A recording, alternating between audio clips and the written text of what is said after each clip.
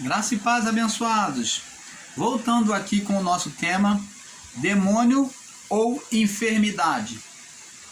Então, abençoado, como nós falamos aqui, vamos lá no livro de Marcos para prosseguir aonde nós paramos, Marcos capítulo 1, verso 28. Vamos voltar lá no livro de Marcos, capítulo 1, verso 28.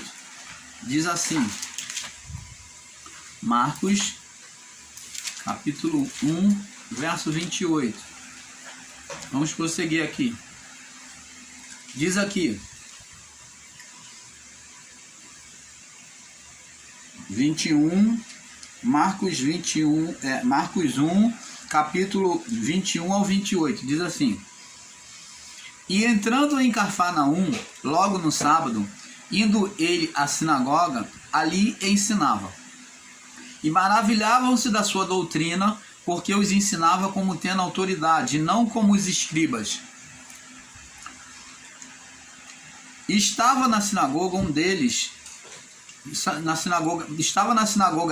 um homem que tinha um espírito imundo, e o qual exclamou, dizendo: Que temos nós contigo, Jesus Nazareno? Vieste nos destruir? Bem sei que és o Santo de Deus. E repreendeu Jesus, dizendo: Cala-te e sai dele. Então o espírito imundo, convulsionando, clamando com grande voz, saiu dele. E todos se admiraram, a ponto de perguntar entre si, dizendo: Que é isto? Uma nova doutrina é esta? Pois com autoridade ordena aos espíritos imundos que eles lhe obedecem. E logo correu sua fama por toda a província da Galiléia.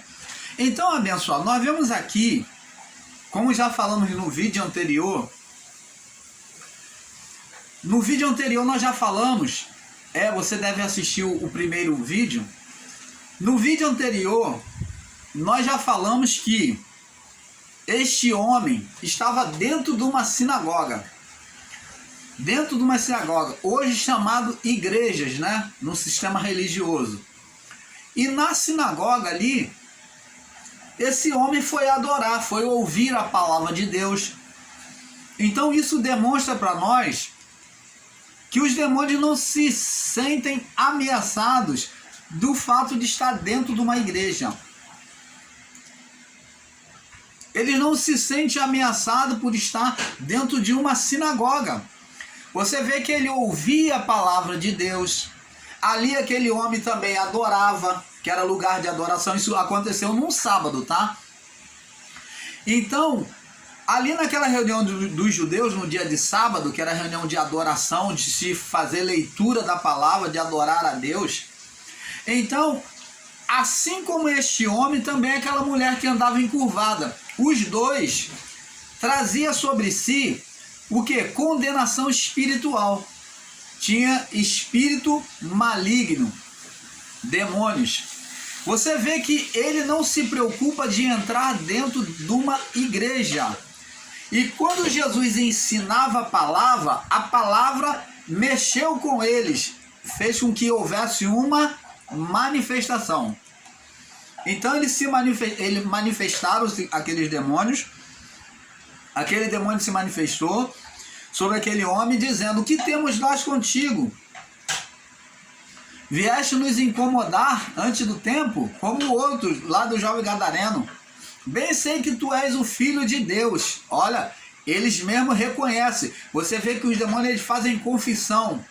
Então não é menor incômodo do demônio falar e confessar o nome de Jesus, como muitos pastores do sistema religioso, parece neófito na fé, né? Parece pessoas leigas que ficam ali botando o microfone para o demônio falar, entrevistando, dizendo: você vai falar, você pode comigo? Ele: não. Se ele não se incomodou de falar nem que Jesus era o Filho de Deus, você acha que o demônio vai se incomodar de dizer, de enaltecer um homem? Pelo contrário, para esse homem exaltado, esses chamados pastores que botam o microfone na boca de demônios, né? Pessoas manifestadas com demônios, para poder falar que não podem com eles, que ele é ungido, que não pode tocar nele, que não pode pegar na gravata dele, não pode pegar no envelope. Isso daí é tudo que ele quer. Ele quer ibope. Você vê que Jesus não permitia que eles falassem. Enquanto Jesus buscava ocultar a identidade deles, os homens chamados homens de Deus, os chamados pastores, os chamados missionários, os profetas, os que são os bambambam da fé, eles querem que os demônios confessem, eles botam o microfone para que o povo acredite neles. Olha a diferença. Enquanto Jesus se ocultava, não permitia eles falar para não revelar quem ele era, hoje em dia esses homens querem mostrar que eles são. Grande diferença com Jesus, né?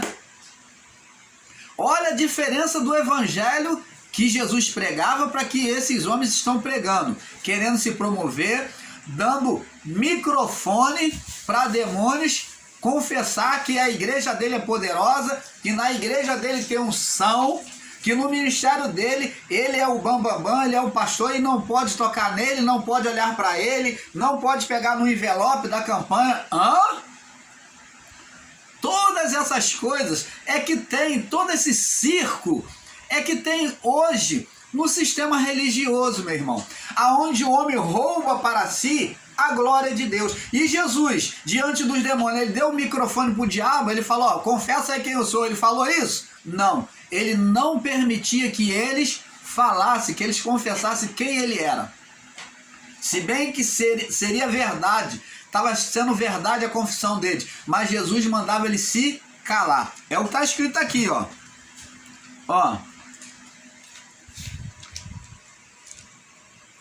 verso 26, Marcos 1, 26. E o espírito imundo convulsionando e clamando em grande voz, né? Então Jesus mandava ele se calar. E ele falou, cala-te, sai dele. Que temos nós contigo, Jesus, veste-nos atormentar. Bem sei que tu és o santo de Deus. E repreendeu Jesus dizendo, cala-te e sai dele. Essa tem que ser a ordenação daquele que é homem e mulher de Deus, é mandar sair, não é ficar de papo com demônio, não é ficar de papo entrevistando demônios, não. Você está entendendo, amado? Então, abençoados, nós vemos aqui agora, na narrativa aqui, que todos, no verso 27, todos se admiraram a ponto de perguntar entre si, dizendo, o que é isso? Que nova doutrina é esta? Pois com autoridade ordena os espíritos imundos e eles lhe obedecem. Opa! Agora, preste atenção. As próprias pessoas lá na Judéia, as próprias pessoas lá na província da Galileia, eles entenderam e admitiram nunca terem visto esta doutrina. Então preste atenção, a você ensinador em graça, você que considera a doutrina de expulsão de demônios uma doutrina errônea, uma doutrina herética, então quem está sendo herético e errôneo é você, porque Jesus mesmo é quem trouxe essa doutrina de expulsão de demônios. Não fomos nós, não foi o homem, foi o próprio Jesus quem trouxe. E preste atenção, por que Jesus trouxe essa doutrina a você, ensinador em graça, que não tem compreensão da palavra? Vamos lá no livro de Mateus, vamos confirmar aqui agora em Mateus. Vamos agora com a mente iluminada pelo Pai, tá? Não com a mente iluminada do que está se ensinando aí em graça, não. A mente iluminada pelo Pai. Mateus capítulo 5, no verso 38 em diante. Vamos ler. Vamos ler. Mateus capítulo 5, verso 38. Diz assim a palavra. Ouviste o que foi dito? Jesus ensinando acerca da lei. Ele vem falar da lei. Ouviste o que foi dito no passado. Então está falando da lei. Olha o que a lei dizia. Olho por olho, dente por dente. Os ensinos do passado era o ensino mosaico, da lei, dos mandamentos. Eu, porém, vos digo, eu, porém, vos ensino. não resistais ao mal. Opa! Então agora no ensino da graça, no ensino do ministério do Espírito, Jesus vem trazer o ministério do Espírito. Agora no ensino do reino, Jesus disse que a pessoa que tinha direito de revidar contra o seu inimigo, agora ela não poderia mais resistir ao homem maligno, ao homem perverso. Eu porém vos digo, não resistais ao perverso, ao homem mau. Mas qualquer que te bater na face direita, oferece-lhe também a outra. Então nós vemos agora um ensino mais rigoroso, um ensino que aos que ensinam em graça, aos que consideram que a graça é uma liberdade, um relax, né? Que pode tudo, que tá tudo bom. Pelo contrário, o ensino da graça é mais rigoroso. Observa bem. A lei dizia que você podia combater contra seu inimigo e até matar ele, se fosse preciso. Porém, a graça diz: eu, porém, vos digo, não resistais ao que é mal, quando se podia matar o homem mau. Mas qualquer que te bater na face direita, oferece-lhe a outra. Então nós vemos aqui que numa luta, se alguém batesse na tua face direita, no período da lei, o Filho de Deus podia revidar, podia guerrear e bater, e dar soco, esmurrar, ele podia se defender. Mas Jesus disse que agora na graça, ele aconselha não fazer isso. Ele diz aqui: mas quem quiser pleitear contigo e tirar-te a túnica, te humilhar, tirar as vestes de dentro, larga-lhe também a capa, tira a honra, mostra o seu poder para ele, entrega o seu poder para ele. Falando de uma não revidação contra o seu próximo. Ele diz aqui: qualquer que te obrigar, né, que te forçar a andar 1 milha, anda 2 com ele, se sacrifique pelo seu próximo, faça sacrifício pelo seu próximo. Olha que agora ele bota em pé de igualdade o cristão e aquele que era inimigo. O cristão e o ímpio, que era o inimigo do povo de Israel. Então, o judeu e o ímpio, agora é colocado de forma de igualdade no reino da graça de Deus. Não existe mais diferença. Jesus disse que, qualquer que te obrigar a andar 1 milha, anda junto com ele, vai 2 com ele.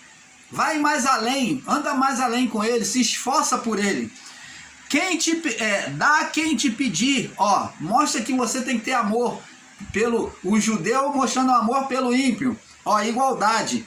Dá quem te pedir e não desvie daquele que quiser tomar de ti emprestado. Não negues. Verso 43, observa bem, agora ele vem dizer bem claro agora sobre o amor ao próximo. Então ele botou judeu e gentio junto. Agora ele vem falar do amor ao próximo, que o judeu tinha que ter. Ouviste que foi dito, amarás o teu próximo. Então está dizendo que o judeu agora é o próximo do gentio. Amarás o teu próximo e odiarás o teu inimigo. Era o que a lei dizia. Você devia amar o teu próximo e odiar o teu inimigo, né? Ouviste que foi dito no passado, né? Eu, porém, vos digo, olha o mandamento dele, o meu mandamento é: eu, porém, vos ensino, amai os vossos inimigos. Judeu, ame o gentio, seja igual com ele. Bendizei os que vos maldizem, fazei bem aos que vos odeiam. O conflito sempre não foi entre judeu e o gentio. Quem era o inimigo do povo de Israel? O gentio. Os que não eram judeus eram inimigo. Era um povo idólatra, um povo fora da promessa. E o judeu era um povo escolhido por Deus. Então Jesus disse que agora, diz assim, eu porém vos digo, no ministério da graça, no ministério do Espírito, amai os vossos inimigos. Opa! Então agora o judeu já não tem mais inimigo? Não. No ministério do Espírito, Jesus agora vem mostrar que não há inimigo físico, mas ele vem mostrar que o inimigo é espiritual, na mente. Amai os vossos inimigos e bendizei aos que vos maldizem. Falai bem dos que falam mal de vocês. Fazei bem aos que vos odeiam. Haja de forma contrária aos que desejam mal. Vocês desejai bem por eles. E orai pelos que vos maltratam. Então fala de ação espiritual. Todas essas palavras aqui são atitudes espirituais. Amor, bondade e oração. Então ele diz aqui: amor, bondade e oração são manifestações espirituais. Jesus agora vem dizer que a atitude nossa deve ser o combate nosso agora, tem que ser um combate entre judeu e gentio, né? Já para ele e para nós também. Ele vem dizer que o combate tem que ser espiritual, com prática, combatendo com o amor contra aquele que tem ódio e deseja o mal de nós, desejar o bem deles, amar eles e orar por aquele que vos persegue e maltratam e perseguem. Então, oração. Então está dizendo que agora o combate é na mente, é por meio da fé na oração. Por isso que Paulo diz aqui, vamos lá no livro de Efésios. Vamos no livro de Efésios. Vamos dentro da palavra do Pai. Efésios capítulo 6, no verso 12. Olha o que Paulo diz aqui, Porque não temos que lutar contra a carne e o sangue. O judeu não lutava contra o povo gentio. Não pelejaram como lá na cidade de Jericó, as lutas, as batalhas todinhas contra os medianitas, contra os amalequitas, contra o povo filisteus, os ferrezeus e todos esses povos, os amonitas. Todos esses povos foram diversos povos que eram chamados de gentios, povos de adoração a outros deuses, e que agora Jesus vem mandar orar. Olha o que Paulo diz. Porque a nossa luta não é contra a carne e contra o sangue, como era no passado. Paulo entendeu as palavras de Jesus. Mas sim contra os principados, contra as potestades, contra os príncipes das trevas deste século, falando do século dele. Está dizendo, nesse século nosso, existe um príncipe das trevas que domina a mente das pessoas. Contra as hostes espirituais da maldade nos lugares celestiais. Então, dizendo, no céu deste mundo, existem forças espirituais, forças inimigas da maldade, forças inimigas de maldade que combate contra nós. Ele diz aqui, né? Paulo entendeu isso, por isso ele disse em Efésios 6:12, né? Então, amados, temos que entender esses fatos. Jesus, quando revelou, ele revelou esses fatos, narrando isso. Ele disse, diz aqui, orai pelo que vos maltrata e persegue, para que sejais filho do vosso Pai que está nos céus. Então eles seriam pessoas espirituais como? Amando o seu próximo, combatendo agora uma luta pela mente, na mente do seu próximo, combatendo uma luta contra o que estava na mente do seu próximo, que é as forças espirituais de Satanás. Você está entendendo, amado? Então, é este princípio que nós temos que entender. Agora, nós vemos que Jesus, ao sair agora no livro de Lucas, capítulo 8, vamos lá, Lucas capítulo 8,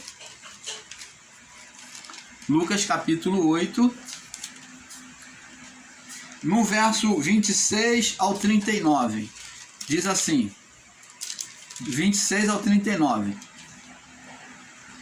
Vamos ler aqui o texto aqui. E navegaram pelas terras dos Gadarenos, que está defronte da Galileia. E quando desceu por terra, saiu-lhe ao encontro vindo da cidade, um homem que desde muito tempo estava possesso de demônio, e não andava vestido, e nem habitava em qualquer casa, mas nos sepulcros. Então preste atenção, amados. Aqui, nesse relato aqui, demonstra que o estado deste homem era um estado de possessão. O grande erro é que muitas pessoas ensinam que todo estado da pessoa que vai nas igrejas ou que ela ora, quando vai falar, diz que é legião, que é possessão. Não, estado possessivo é um estado aonde há um descontrole, aonde a vida da pessoa se torna uma vida desumana, como vê aqui, ele dormia no sepulcro, ele andava rasgado, sem vestes, né? Você vê que uma vida desumana, isso é possessão. Uma coisa é atuação demoníaca, é o que muitas pessoas têm na sua vida, mas nem todas as atuações demoníacas são possessão. Qualquer um pode ter atuação demoníaca. A mulher religiosa, dentro do templo, andava encurvada, tinha atuação demoníaca, 18 anos. O homem estava lá no templo, lá ouvindo a palavra de Jesus pregar e ensinar, tinha atuação demoníaca. O demônio já estava se aflorando na vida dele, tanto que ao ouvir a palavra ele logo manifestou. Então já estava se tornando possessivo, né? Então talvez a conduta daquele homem estaria totalmente errada diante de Deus. Então, veja bem, amados, nem todo fato é o mesmo fato. Então, nós vemos que quando Jesus chega em Gadara, os demônios lhe vêm ao encontro, porque eram muitos demônios, porque eles eram dominadores da cidade de Gadara. Eles estavam ali naquela região, ali dominando aquela região de Gadara. Por quê?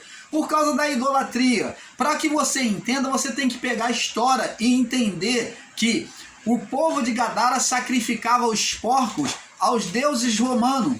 Era vendido, era levado aos templos romanos para ser sacrificado, e a sobra dos seus alimentos eram dados para o povo de Gadara. Vendia-se no mercado a carne de porco, que outrora foi idolatrada, a sobra daquela festa pagã, né, cheia de orgia, de prostituição a noite inteira, levava-se semana ali, então naquela sobra da carne eles vendiam no mercado. Por isso que Paulo advertiu que naquela época não se podia comer carne de porco, mas com o sacrifício de Cristo na cruz, toda essa condenação foi lançada fora. Então, amados, temos que ter esse entendimento que nem toda manifestação, nem toda doença é de atuação demoníaca. Existem doenças físicas, existe a doença quando ela permanece, foi chamado de enfermidade. Enfermidade é o estado da doença prolongado. E quando esse estado prolongado, ele não cessava, ele tinha vida em si próprio, é porque tinha uma atuação espiritual. Atuação espiritual. Isso não significa dizer que era estado de possessão. O único relato que nós vemos, né, são poucos, é que nós vemos o jovem de Gadara e vemos alguns outros em estado possessivo. Estado possessivo não é o que os irmãos do sistema religioso ensinam aí, que tudo é possessão, tudo é legião. Isso é uma ignorância, é uma literalização de, às vezes, tem um espírito imundo e eles dizem que é possessão. E às vezes eles fazem e induzem a pessoa a um estado possessivo. Então temos que ter cuidado com isso. Tá? O canal Luz da Graça vem aqui ensinar com justiça, mostrar o que é certo no lugar certo e o errado no lugar errado. Então não estou aqui nem puxando para o lado dos ensinos em graça e muito menos para o sistema religioso. Nós estamos aqui para trazer a verdade do Pai. Doa a quem doer. Então nem toda doença é espiritual. Lucas capítulo 7, do 1 ao 10. Nós vemos que o servo do centurião, você pode ler lá, o centurião pede para curar o seu servo. Ele estava no estado de, estava em estado de paralisia e também estava em perturbação espiritual. Então Jesus vai, pela palavra do servo, ele determina o servo dele, pela palavra do centurião, ele determina o servo do centurião é curado e liberto daquele demônio. Agora temos em Mateus 8, do 5 ao 13, que a sogra de Pedro esteve doente, com febre. Era um estado espiritual? Não. Então temos que saber separar, mano, estado físico, doença física e de doença de enfermidade espiritual. Porque a doença, para ser espiritual, ela tem que entrar no estado de enfermidade. Ela tem que ser contínua. Ela tem que ser uma doença em que o médico não consegue descobrir ou que não consegue sanar ela. Então, aí há uma possibilidade de ser espiritual. Veja que o servo estava paralítico e atormentado por um espírito maligno. Vemos aqui dois estados físicos dois estados físico e espiritual. Lucas 9, do 14 ao 11, vemos curas físicas e espirituais, aonde Jesus concede poder aos discípulos, né? Jesus vai conceder poder aos discípulos e eles vão curar, vão libertar pessoas. Você pode ler Mateus capítulo 10, verso 1, nós já lemos, né? Jesus concedeu em Lucas 10, 17, Jesus concedeu poder aos discípulos para curar os enfermos e expulsar os demônios. Então, amados, temos que com entendimento entender essas coisas. Temos que entender esses fatos. Agora, vamos daqui, para nós ir fechando aqui, vamos no livro de Tiago, capítulo